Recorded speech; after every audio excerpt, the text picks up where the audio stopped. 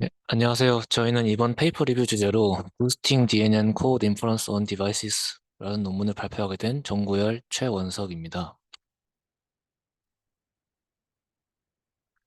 들어가기에 앞서 DNN의 Warm Inference와 Cold Inference가 무엇이 다른가에 대해 설명드리겠습니다. Warm Inference란 실행하려는 딥러닝 모델이 이미 메모리에 로딩되어 있는 상태에서 추론하는 것을 말합니다. 이 경우에 디바이스는 이미 웜업되어 있는 상태이고 모델을 메모리에 할당하거나 이니셜라이징하는 단계가 이미 진행되어 있는 상태입니다. 콜드 인퍼런스는 반면에 메모리의 모델이 이미 이니셜라이즈 되지 않은 초기 상태에서의 추론을 의미합니다. 이 경우 모델의 웨이트를 읽고 이니셜라이즈하고 실행할까지 모든 단계를 포함합니다. 대부분의 스로타 딥러닝 엔진이나 모델의 성능은 지금까지 웜 인퍼런스 컨디션을 베이스로 평가되거나 서로 비교되어 왔습니다. 하지만 본 논문에서는 웜 컨디션보다는 콜드 컨디션에서의 성능이 더 중요하다고 말합니다. 엣지 디바이스에서 실행되는 딥러닝 모델들은 메모리나 컴퓨팅 파워 또는 전력 등이 훨씬 제한되고, 또한 스마트폰 등에서는 많은 수의 앱이 실행되고 있기 때문에 실행 환경의 변동성이 훨씬 더 큽니다. 따라서 이러한 엣지 디바이스에서는 여러 개의 딥러닝 모델이 스위칭되면서 사용되기 때문에 하나의 딥러닝 모델이 항상 디바이스 메모리를 차지하고 있을 수는 없고, 그렇기 때문에 대부분의 딥러닝 추론은 콜드 인퍼런스 형태로 일어납니다. 예를 들어 핸드폰의 뷰티 카메라 앱이나 PDF 스캐너를 생각해봐도 항상 이러한 모델들을 돌리고 있는 게 아니라 특정 필터를 선택했을 때 또는 특정 앱을 실행하고 파일을 올렸을 때 모델이 실행됩니다. 엣지 디바이스에서는 이러한 사용 방식이 훨씬 더 일반적이라고 볼 수 있습니다. 따라서 콜드 인퍼런스 상태에서의 성능을 최적화하는 것이 유저 경험과 퀄리티에는 훨씬 더 중요하다고 볼 수 있습니다. 하지만 현재까지의 소타 엔진들은 이러한 콜드 인퍼런스를 수행하기에는 아직 부족하다고 주장합니다. 이 그래프에서는 웜 인퍼런스 스피드에 대비하여 콜드 인퍼런스 스피드가 얼마나 느린지 각각의 딥러닝 엔진들에 대해서 비교하고 있습니다. 왼쪽 그래프는 CPU에서의 비교이고, 이 경우에 적게는 1.3배부터 많게는 12배가 넘는 레이턴시가 생김을 볼 수 있습니다. 이러한 경향성은 GPU에서 훨씬 더 두드러지게 나타납니다. 오른쪽 그래프가 GPU에서의 추론 속도를 비교한 그래프인데, 콜드 인퍼런스가 수백 배까지도 더 느립니다. 콜드 인퍼런스가 이렇게까지 차이가 나는 이유를 좀 더 자세히 분석해보기 위해서 본 논문의 저자들은 웨즈넷 50 모델에서 콜드 인퍼런스 레이턴시를 단계별로 측정해봤습니다. 보시는 바와 같이 메모리를 할당하고 웨이트를 읽어오거나 변환하고 또 GPU를 준비하는데 상당한 시간이 걸리는 걸 볼 수 있습니다. 이 문제를 해결하기 위해서 본 논문의 저자들은 NNV12라는 시스템 엔진을 개발했습니다. 이 엔진은 엣지 디바이스에서 직접적으로 딥러닝 모델의 콜드 인퍼런스 속도를 최적화하며 그렇게 성능을 올릴 수 있습니다. 저자들이 본 논문에서 생각한 아이디어는 첫 번째로 전체 추론을 위해서 한 번에 전체 딥러닝 모델을 로딩할 필요가 없다는 것입니다. 딥러닝은 레이어 바이 레이어의 구조로 이루어져 있고 각 레이어를 분리해서 로딩할 수 있습니다. 두 번째로는 또 각 레이어를 로딩하기 위한 세부적인 과정까지도 추가적으로 분리할 수 있다는 것입니다.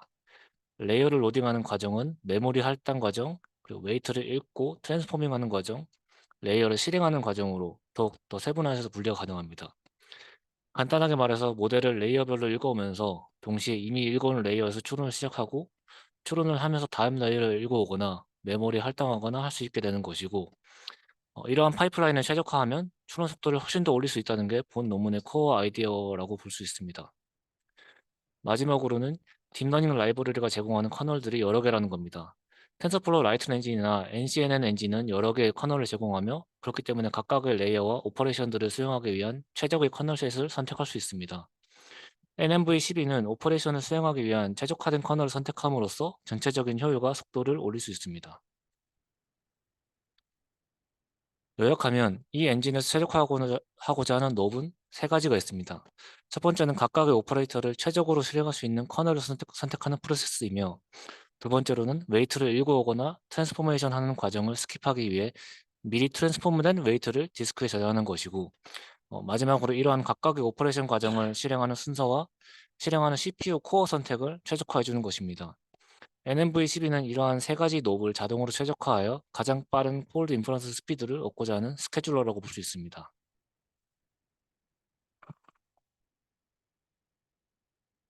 뉴럴 네트워크의 콜드 인퍼런스를 빠르게 하기 위한 모델 설계를 위해서 저자는 다음과 같은 디자인 프린시플을 설정하였습니다.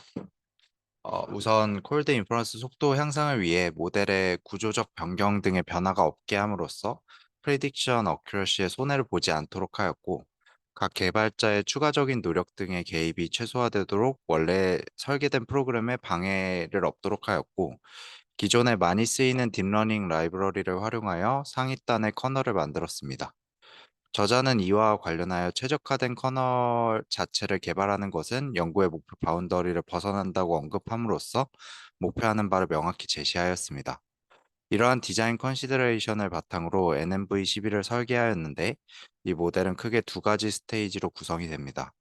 디시전 스테이지에서는 오프라인 디시전 제너레이션을 수행하는데, 사용하고자 하는 프로그램에 따라 모델이 결정되면 사용하는 하드웨어의 캐패시티에 따라 그 모델에 대한 최적의 커널 스케줄링 플랜을 원샷으로 결정합니다.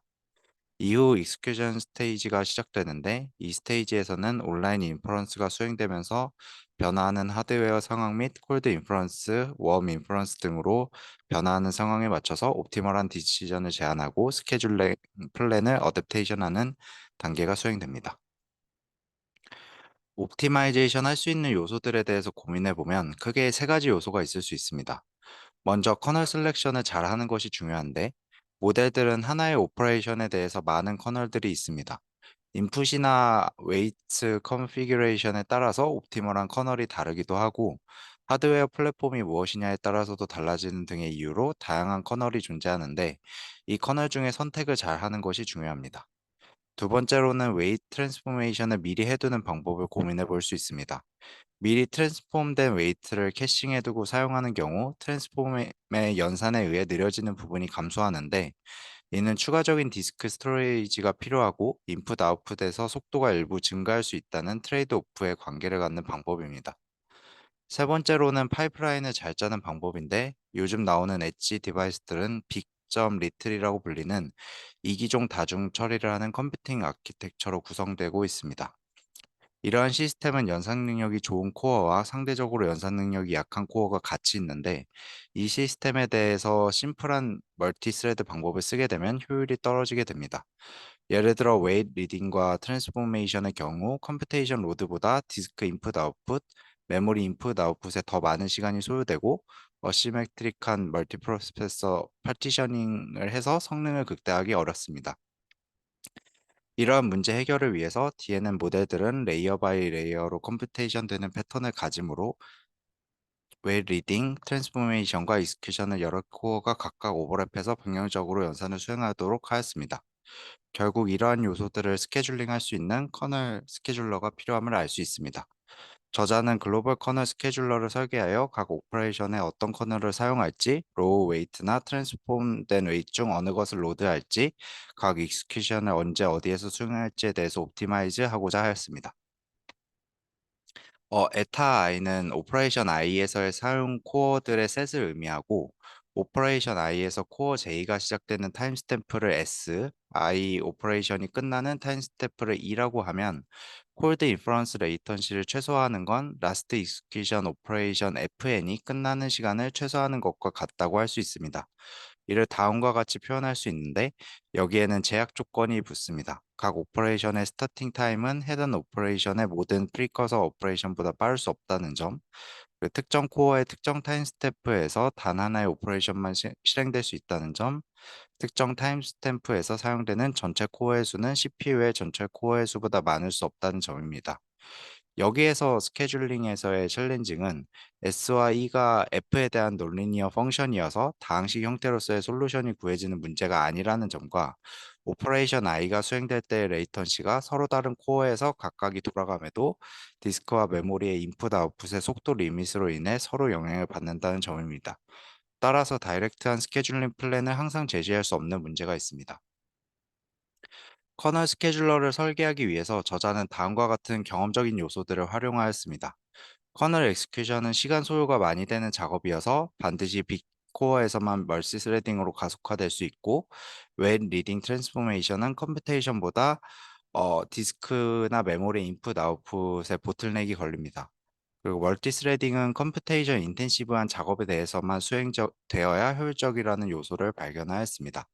이에 따라 다름과 같은 어셈션이 적용되었는데 각각의 커널 익스큐션은 항상 빅코어에서만 시퀀셜하게 수행이 되게 설계를 하였고 웨인 리딩이나 트랜스포메이션 오퍼레이션 같은 경우에는 리틀 코어에서 수행되면서 멀티스레딩을 수행하지 않도록 가정하였습니다.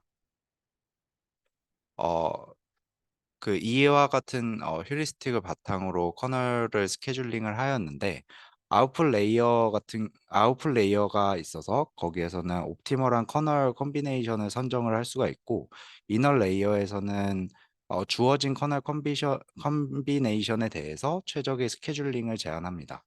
그래서 이때 익스큐전 오퍼레이션은 앞서 말씀드린 바와 같이 빅코어에서 수행되고 리틀 코어에서는 각각의 로드에 대해서 밸런싱을 수행할 수 있고 또한 리틀 코어와 라지 코어 간에도 밸런싱을 수행하도록 구성되어 있습니다. 각각 코드에 대해서 자세히 좀 설명을 드리면 두 번째 줄에서 옵티멀한 커널 컴비네이션을 찾게 되고 세 번째 줄에서 퍼스트 커널과 나머지 모든 익스큐전 커널은 오퍼레이션은 빅코어에서 수행하도록 하였습니다. 여섯 번째에서 11번째 줄이 빅코어 루프를 의미하는데 구체적으로 아홉 번째 줄을 보시면 리틀 코어에 비해 빅코어의 컴플리션 타임이 작은 경우에 대해서 이제 리딩과 트랜스포메이션이 빅코어로 넘어가도록 설계가 되어 있고 13번째 줄에서 20번째 줄인 리틀 코어 루프에서는 12번째 줄을 보시면 리틀 코어 오퍼레이션 이니셜라이제이션을 한 뒤에 18번째 줄에서 리틀 코어 중에 상대적으로 빨리 끝나는 코어가 있는 경우에 워크로드가 오래 걸리는 리틀 코어에서 빨리 끝난 리틀 코어로 전달해서 밸런싱을 맞추는 단계가 있습니다. 이와 같은 규칙에 따라서 다음과 같은 예시를 저자는 보여주고 있는데요. 먼저 A번째 피규어를 보시면 규칙에 따라서 B코어의 첫 리드 트랜스폼이 배정되고 이후에 리드 트랜스폼 리틀 코어에 나머지 익스큐션은 B코어에 배정을 하였습니다. 다음 B에서 보시면 각각의 리틀 코어들에게 순서대로 리드 트랜스폼 쌍을 배정을 하고 C, D, E를 거치면서 리틀 코어끼리 빨리 끝나는 코어가 오래 끝나는 코어의 워크를 가져가는 방식으로 밸런싱을 합니다. 이에 따라서 B코어의 업무도 같이 빨라지게 되는데 F를 보시면 B코어가 리틀 코어의 업무를 추가적으로 가져가고 그에 맞춰서 리틀 코어 간의 업무 분배가 이루어짐을 알 수 있습니다. 결과적으로 I번째 피규어에서 최적의 스케줄링이 완성이 됩니다. 이러한 앞서된 방식에 더해서 이제 CPU뿐만 아니라 GPU와 CPU를 함께 사용하는 경우에 대해서는 GPU를 빅코어에 배정하고 CPU를 리틀 코어에 배정하는 방식을 사용하고 있습니다. 그래서 이러한 방식들은 특히 불칸과 같은 파이프라인들을 사용하는 거에 대해서 특히 좀 효과적인 차이를 보였던 게 어떤 웜 인퍼런스에 대해서는 오버헤드가 없으나 콜드 인퍼런스에 대해서 특별히 오버헤드가 많이 발생하는 걸 발견을 해서 이런 부분에 있어서도 성능 향상이 있는 걸 확인할 수 있었습니다. 그리고 GPU를 사용하는 경우에 대해서는 3D 그래픽스나 API 불칸 드라이버를 사용하는 경우에 캐싱 쉐이더를 캐싱하는 과정이 웨이트 트랜스포메이션 스테이지와 비슷하게 성능 향상을 이뤄낼 수 있다는 것을 확인했습니다. 마지막으로 커널 스위칭하는 방법에 대해서도 제안을 했는데 기존의 콜드 인퍼런스뿐만 아니라 콜드 인퍼런스가 지나고 웜 인퍼런스가 계속적으로 진행되는 상황에 대해서는 처음에 콜드 인퍼런스와 웜 인퍼런스 중에서 선택을 하고 이후에 웜 인퍼런스가 계속 진행이 되면 웜 인퍼런스에 대한 스케줄링을 진행할 수 있도록 설계하였습니다. 다음은 본 논문의 엔진에 대한 평가에 대해 설명을 드리겠습니다. 이렇게 개발된 NMV12 엔진의 성능 평가를 위해서 저자는 각각 CPU와 GPU에서 다양한 알고리즘들의 콜드 인퍼런스 속도를 비교했습니다. 네 가지 CPU에 대해서 모바일넷, 구글넷, 웨스넷 등 13개의 모델의 추론 속도를 비교하였고 각각의 모델들은 TF-라이트, NCNN과 같은 기존의 추론 엔진들과 본 논문에서 개발된 NMV12 엔진의 속도를 측정하였고, 추가적으로 비교를 위한 베이스라인으로 웜 인프러스 컨디션에서의 속도를 측정했습니다. 결과를 보시면 기존의 엔진들에 비해 확실히 월등히 빠른 콜드 추론 속도를 보임을 알 수 있습니다. 몇몇 경우에서는 거의 웜 추론 속도에 가까운 속도를 보여줘서 제시된 엔진의 성능이 매우 뛰어남을 알 수 있습니다. 앞서 했던 비교는 4개의 CPU 코어를 사용한 환경에서 비교한 건데, 4개를 했던 이유는 텐서플로 라이트나 NCNN 엔진이 가장 좋은 성능을 보이는 코어 수가 4개였기 때문이라고 주장합니다. 보다 일반적인 경우를 비교해보기 위해 다양한 수의 CPU 코어에서도 비교를 했는데, 모든 경우에 제시된 NVB12 엔진이 월등한 속도를 보이는 걸 볼 수 있습니다. 이런 현상은 GPU를 사용할 때 훨씬 더 크게 두드러지는데요. 텐서플로 라이트를 사용했을 때보다 거의 10배에서 400배 가까이 더 빨라지는 걸 볼 수 있고, NCNN 엔진에 비해서도 4배에서 50배가 넘게 빨라진다고 주장하고 있습니다. 디바이스 에너지 소모 관점에서도 NMV12가 월등합니다. 저자들이 실험한 바에 따르면 NMV12를 사용했을 때 에너지 소모가 20에서 60% 가까이 감소된다고 합니다. 이러한 에너지 소모의 감소는 주로 각 오퍼레이션을 수행하기 위한 최적화된 커널을 선택함으로써 더 효율적으로 모델이 돌아가기 때문이라고 주장하고 있습니다. 또한 저자들은 이 논문에서 사용된 키 테크닉들의 효과를 각각 개별적으로 보기 위해서 각 테크닉을 순차적으로 추가해가면서 실행하여 성능 평가를 진행했습니다. 보시는 바와 같이 콜드 인퍼런스의 플러스 K의 경우 커널 선택 최적화를 진행한 것이고, C의 경우 웨이트를 포스트 트랜스포밍 하는 테크닉을 적용한 것입니다. 그리고 P는 커널들을 실행하는 파이프라인을 최적화했을 때의 결과입니다. 그래프를 보시면 각각의 테크닉이 추가적으로 적용되면서 점점 더 속도가 빨라지는 것을 보실 수 있습니다. 요약하자면 본 논문에서는 콜드 인퍼런스 환경에서 딥러닝 모델을 실행할 때의 레이턴시를 최적화하는 NMV12 엔진을 개발했습니다. 이 엔진은 엣지 디바이스에서 콜드 인퍼런스를 최적화한 최초의 엔진이라고 하며, 앞서 보여드렸던 것처럼 많은 모델을 사용하여 기존의 딥러닝 엔진과 비교했을 때 항상 더 빠른 추론 속도를 보여줍니다. 또한 학습된 모델을 그대로 사용하기 때문에 추론 정확도의 손실도 전혀 없습니다. 딥러닝을 실제로 개인 사용자 레벨에서 사용할 때 콜드 인퍼런스 환경을 고려해야 한다는 필요성을 제시하고, 또 그런 환경에서 속도를 최적화하는 엔진을 처음으로 제시했다는 점이 이 논문의 매우 큰 컨트리뷰션이고, 탑 컨퍼런스에 실릴 수 있었던 점이지 않나라고 생각됩니다. 하지만 좀 부족한 점으로는 첫 번째로 실제 엣지 디바이스 환경에서는 논문에서 언급된 것처럼 여러 개의 앱이 동시에 실행될 수 있고, 그로 인해 2개 이상의 딥러닝 모델이 동시에 실행되는 경우도 많은데, 그러한 경우들에 대한 최적화나 속도 비교는 되어 있지 않다는 점이 좀 아쉽습니다. 또한 논문에서 사용된 엣지 디바이스들이 디스크 용량은 기가바이트 단위라고 언급되어 있는데, 포스트 트랜스폼 웨이트를 저장하기 위한 용량은 최대 140 메가바이트 정도라고 언급되어 있습니다. 이러한 경우에 논문에서 주장하고 있는 트레이드 오프가 실제로 그렇게 큰 문제인지 정확하게 모르겠다는 점이 저희가 생각한 또 다른 아쉬운 점인 것 같습니다. 네, 여기까지 저희 팀의 페이퍼 리뷰 발표 마치겠습니다. 감사합니다.